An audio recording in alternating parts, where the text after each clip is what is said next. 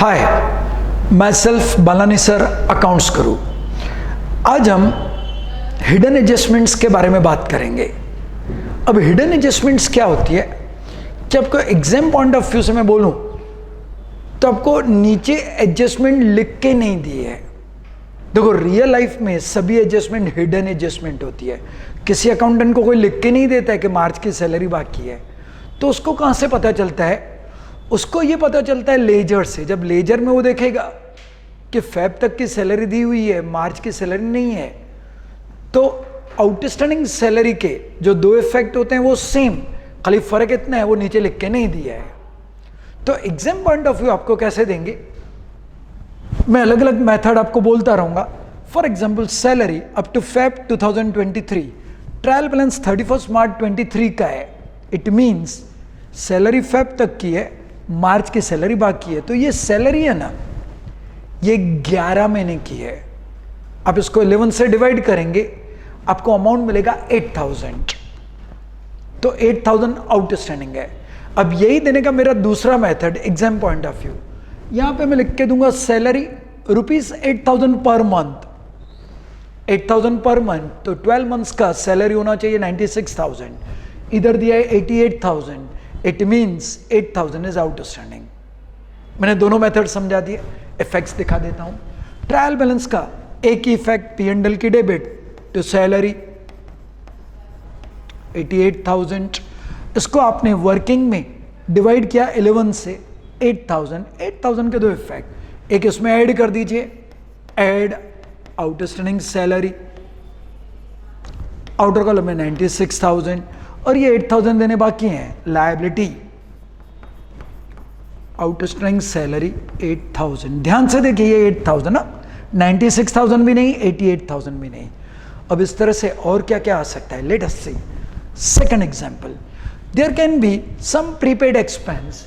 For example, insurance premium for the year ending on 31 May 2023, trial balance 31 March 23 का है। तो अप्रैल and मई 2 महीने का प्रीमियम प्रीपेड है।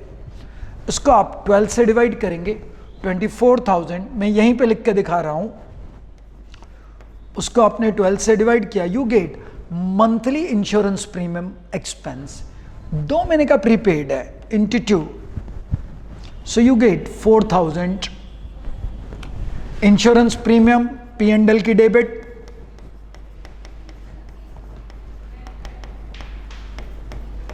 $4,000 के दो effect less prepaid. Outer column में 20,000। Any prepaid expense is a asset. Asset में प्रीपेड इंश्योरेंस प्रीमियम,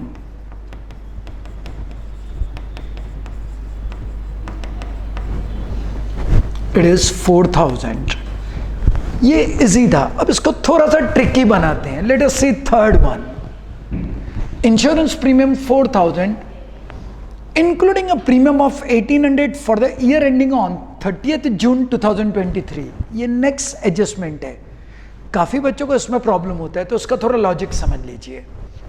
ये जो टोटल 4,000 इंश्योरेंस प्रीमियम है, दुकान में अलग अलग चीज़ें होती है, सबका इंश्योरेंस अलग अलग डेट पे लिया जाता है।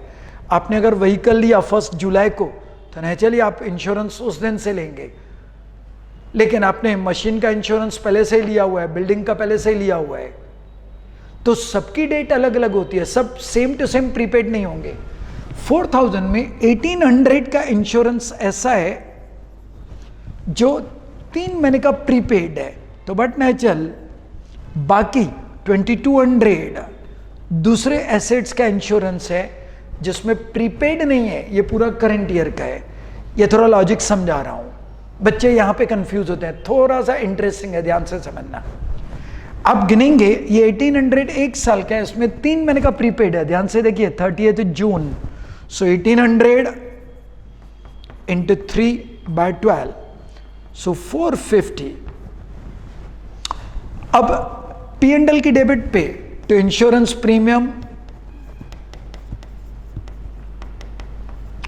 4000 less prepaid, it is 450।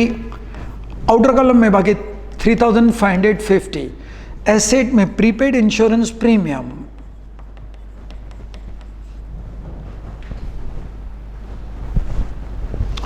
Prepaid insurance premium 450। अब आपके माइंड में एक क्वेश्चन आ रहा होगा कि मैंने गिना 1800 के बेस पे, 1800 कहीं भी नहीं है, वो लॉजिक समझाने के लिए ये लिखा है। इसमें 450 प्रीपेड है, तो बाकी करंट ईयर का it is going to be 1350। इसमें प्रीपेड कुछ भी नहीं है, इसकी मैंने डेट नहीं दी। मैं आपको सैलरी दूं, कुछ नहीं लिख के दूं तो इस साल का, रेंट लिख के दूं, कुछ नहीं दूं तो इस साल का, इंश्योरेंस प्रीमियम लिख के दूं, कुछ भी नीचे इन्फॉर्म नहीं करूं तो इस साल का, ये पूरा इस साल का है।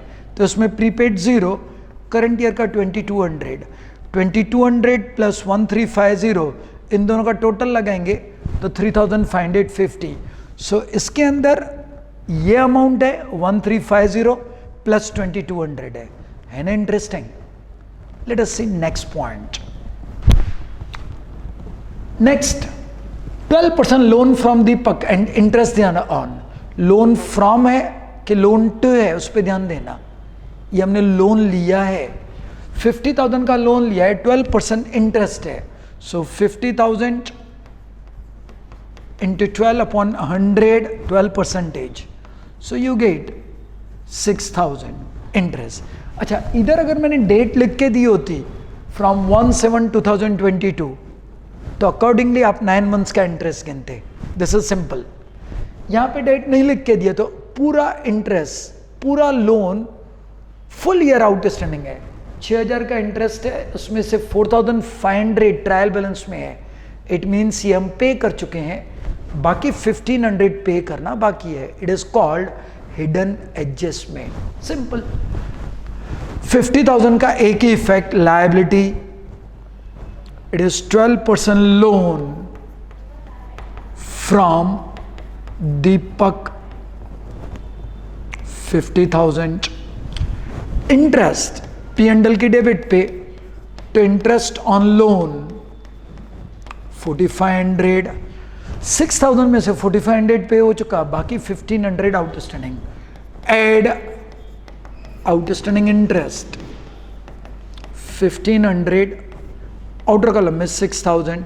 1,500 का सेकंड इफेक्ट, ये पैसे देने बाकी हैं, liability, outstanding interest on loan 1,500। Last hidden adjustment.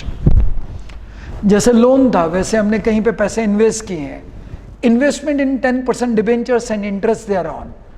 80,000 मैंने डिबेंचर्स में इन्वेस्ट किए हैं, तो उसका 10% 8,000 मुझे इंटरेस्ट मिलना चाहिए। 6,000 मिल चुका है, तो 2,000 मिलना बाकी है। तो 80,000 का एक ही इफेक्ट, एसेट में इन्वेस्टमेंट in 10% डिबेंचर्स 80,000।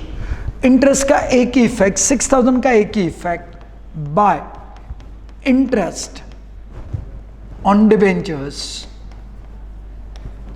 6,000।